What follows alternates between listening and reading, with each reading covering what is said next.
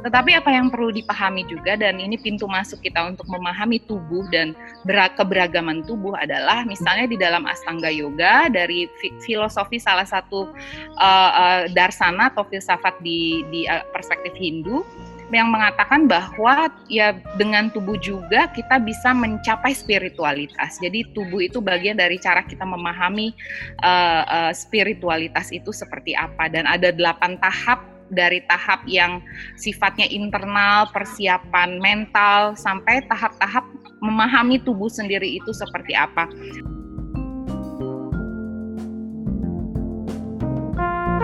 Tubuh antara tubuh perempuan dan laki-laki, tapi berbagai bentuk tubuh gitu ya.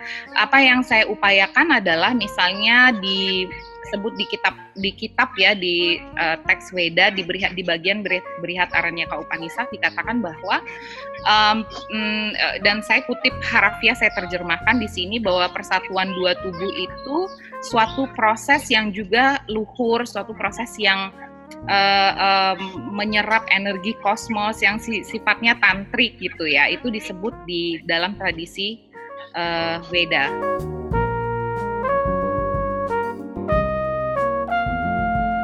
Banyak orang yang hanya mereduksi Kama Sutra itu sebagai buku yang bicara tentang gairah erotis saja, dan seringkali gairah erotis yang heteroseksual gitu. Padahal kalau kita memahami Kama Sutra itu, penulis atau yang mengkompendiumkan buku ini kurang lebih sekitar 4 sebelum Masehi, Vatsyayana adalah seorang pendeta Brahmana, seorang peneliti juga, seorang cendekiawan yang dia berhasil merekam, mencatat gitu ya perilaku atau pola seksualitas orang pada masa itu, pada zamannya.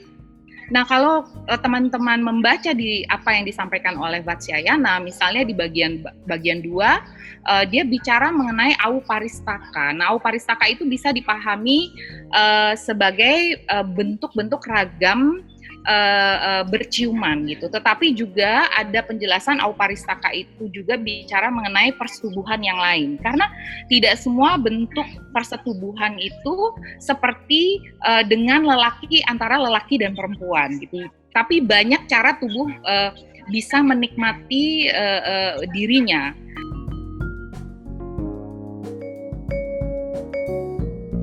Dan kalau teman-teman mencari ikonografinya, mencari bagaimana kesenian tradisi India itu menggambarkan gender ketiga itu, pasti ada bentuk, dan sebagian besar aliran penganut Hindu di dunia ini kan memang alirannya Siwa.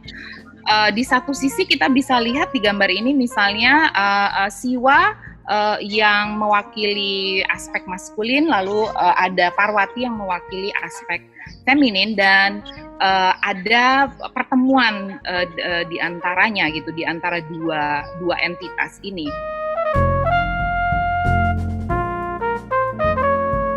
Bagi mereka yang menganut ya sebagai suatu aliran spiritual, dianggap sebagai bentuk kesempurnaan daripada realitas atau sebagai wujud sejatinya Tuhan. Jadi memang mereka punya pandangan metafisika, kosmologis di India ya, yang menyembah Ardhanareshwarya ini.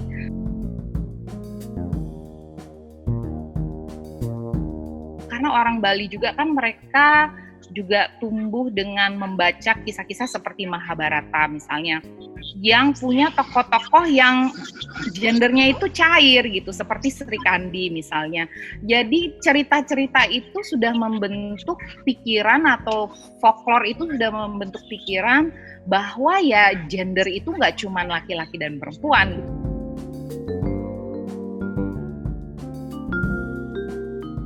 Dan ini terbukti misalnya dengan banyaknya upaya untuk melarang hubungan gay, lesbian, hubungan LGBT. Salah satunya adalah yang saya cukup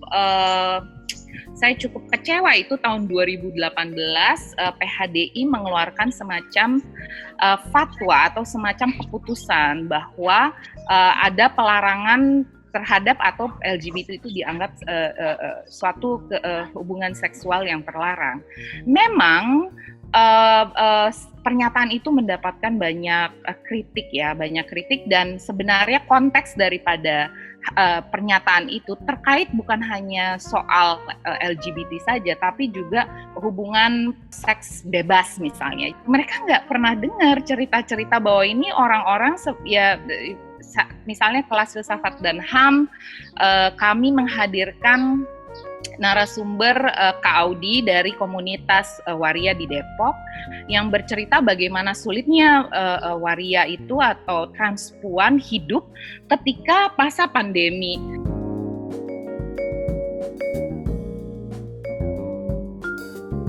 Kalau masuk ke Manawa Dharma Sastra, memang banyak tuh isinya soal pelarangan dan khususnya dikatakan bahwa hubungan homoseksual itu sebagai hubungan yang terlarang, hubungan yang dibenci oleh dewa. Tapi konteksnya juga kita bayangkan bahwa bukan hanya soal kita harus tempatkan Manawa Dharma Sastra, Weda, mereka adalah teks yang kalau kita analisis saya adalah yang diperuntukkan untuk seorang pemuka agama gitu ya. Pemuka agama kan dalam pengertian di masa lalu, di masa 2000 tahun yang lalu, 2500 tahun yang lalu, memang mereka terlarang untuk melakukan hubungan seksual apapun gitu. Jadi cerdik-cerdik juga kita memahami teks-teks seperti salah satu contohnya Manawa Dharma Sastra ini.